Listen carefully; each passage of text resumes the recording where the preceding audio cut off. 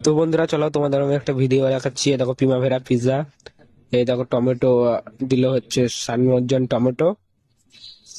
পুরো ভিডিওটা দেখতে থাকো, চলো লাস্ট অব্দি দেখাচ্ছি। এই দেখো তারপর চিজ দিল, মোজারেলা চিজ। এবার মোজারেলা চিজের পর যাচ্ছে তোমার, দেখো মোজারেলা চিজ দেয়া হয়ে গেছে। এরপর bell pepper, yellow bell pepper, red bell pepper দুটোই দিচ্ছে। এরপরে জুকুনি, গ্রিন জুকুনি, ইয়েলো জুকুনি। তারপরে আসছে জুকুনির পর এবার দেওয়া হবে ব্রোকলি, দেওয়া হবে। তো দেখতে থাকো পুরো ভিডিওটা, দেখো ব্রোকলি দেওয়া হচ্ছে। ব্রোকলির পর আসবে ব্ল্যাক অলিভ। ব্রোকলি, দেখো ব্ল্যাক অলিভ দেওয়া হচ্ছে। এবার ব্ল্যাক অলিভ দেওয়ার পর পিৎজাটাকে ম্যাশিং এর ভেতরে দেওয়া হবে।